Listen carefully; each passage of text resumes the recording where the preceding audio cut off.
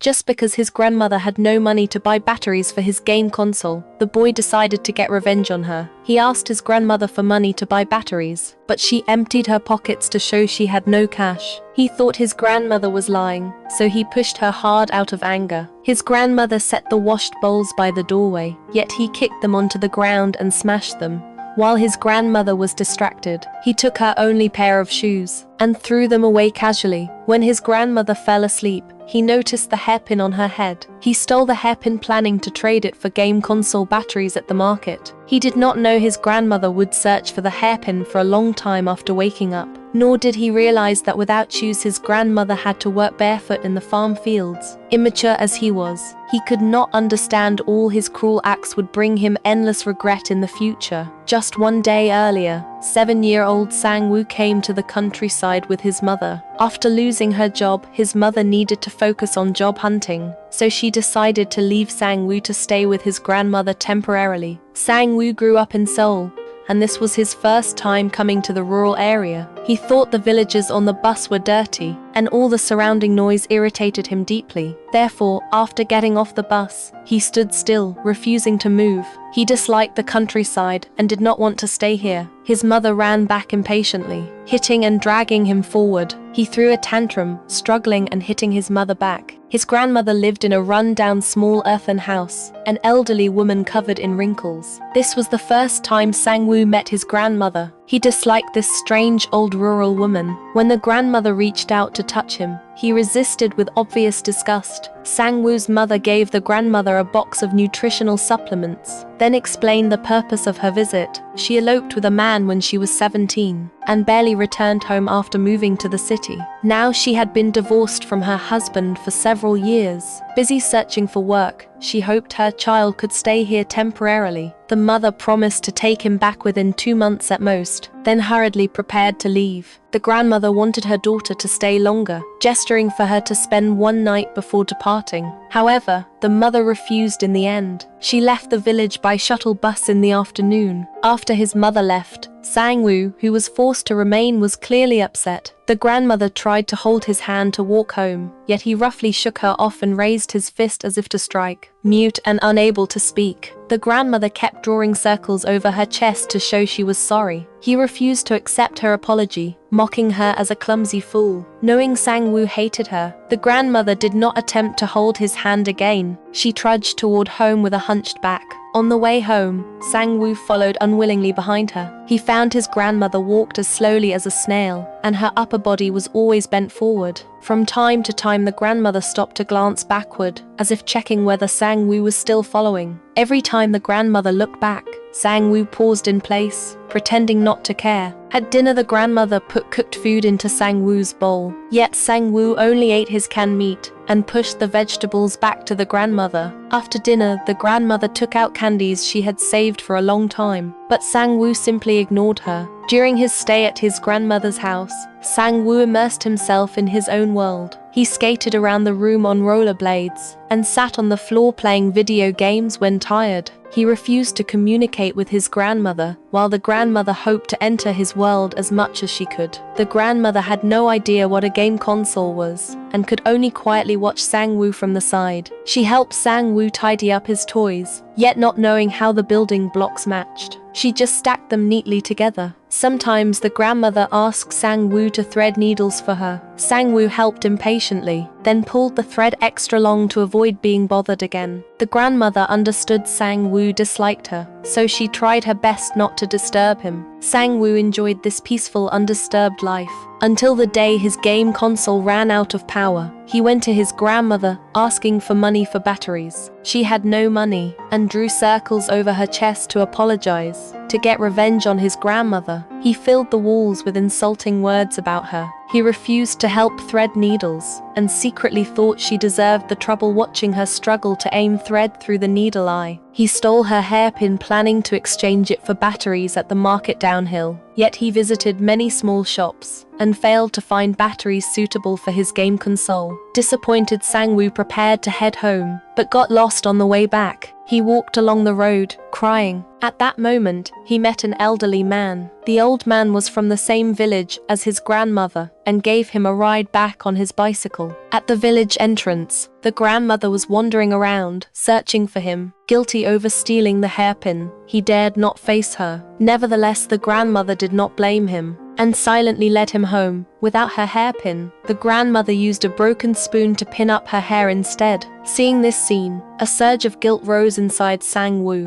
yet he dared not admit he had stolen the hairpin. Whenever the grandmother looked toward him, he turned his head away nervously. In the following days without his game console, Sang-woo fell into long boredom. When the grandmother cooked meals and called him to eat, he listlessly refused food. The grandmother asked what he wanted to eat, and he told her he wanted fried chicken. He knew the grandmother did not understand what fried chicken was, so he showed her a picture. The grandmother understood the picture and realized Sang-woo wanted chicken. After that, the grandmother gathered lots of dried vegetables, planning to sell them at the market to buy chicken. Sang-woo felt overjoyed, thinking he would finally get fried chicken. The grandmother's kindness brought a slight change to his attitude toward her. He erased the insulting words on the wall, then fell asleep full of anticipation for fried chicken. He did not notice it had started raining outside, and the grandmother who went to buy chicken had not brought an umbrella. She walked slowly home in the rain just like a snail. Once home, the grandmother feared Sang-woo would catch cold. She covered him with a quilt and tucked a pillow under his head, thinking Sang-woo had not eaten. The grandmother did not bother changing her wet clothes. After settling Sang-woo, she went to the kitchen to cook chicken rice. When Sang-woo woke up,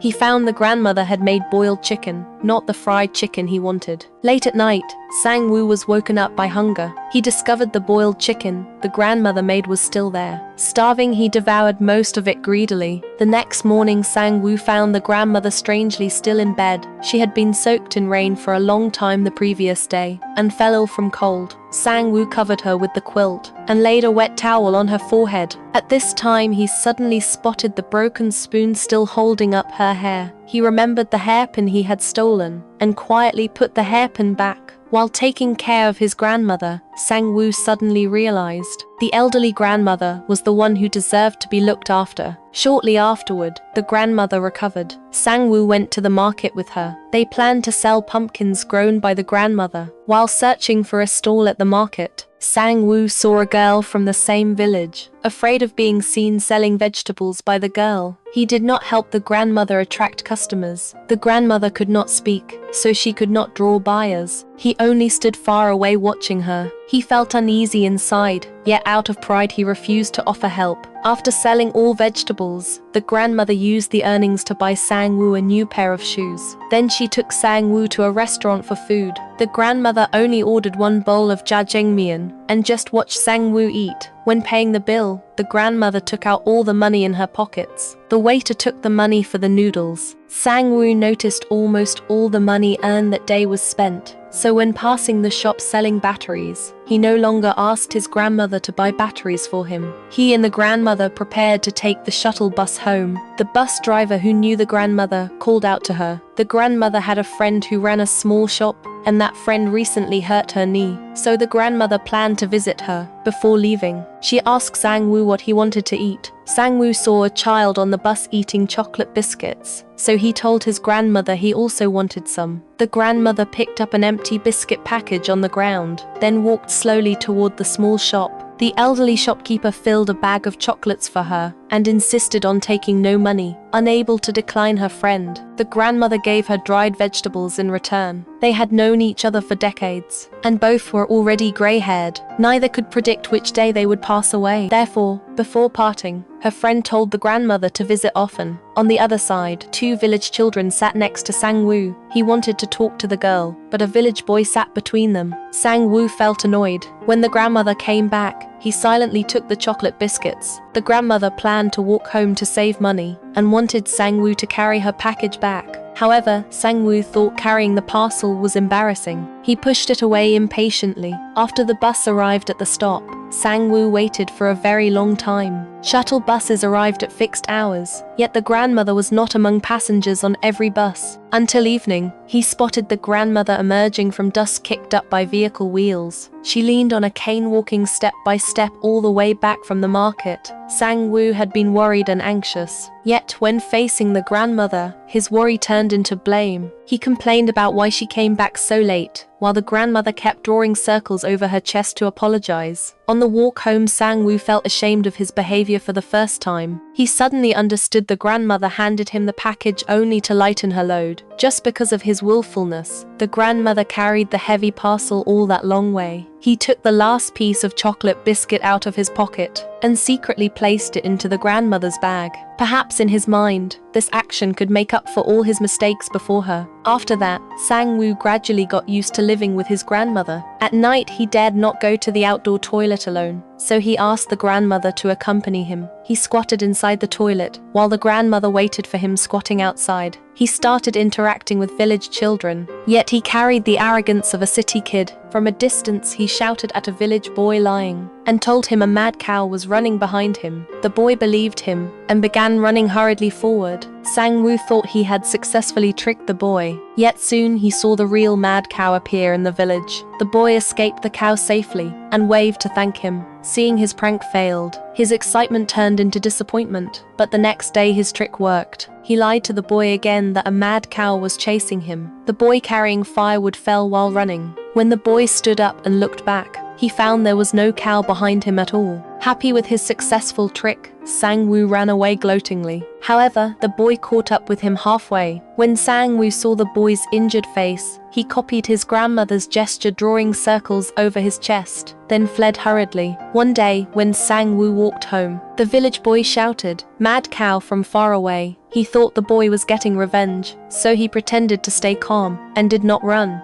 Yet he suddenly heard the roar of cattle. He turned his head and saw the mad cow was truly behind him. He panicked and began running, then tumbled to the ground in confusion. The boy rushed over to lead the cow away. After the mad cow ran far off, the boy walked over to check on him. Sang-woo scraped his knee and apologized to the boy, full of guilt. The boy just smiled and told him, "You already apologized with hand signs last time. You do not need to say sorry twice." On the walk home, he limped because of the injury, until near his house. He caught sight of his grandmother. At this moment, he could hold back no longer and walked toward her crying. Like most children, he poured all his grievances into tears in front of his grandmother. It was as if he grabbed a lifeline, and that lifeline was his grandmother, who loved him unconditionally. At this moment, he understood. His grandmother was a family member he could rely on no matter what. When Sang-woo stopped crying,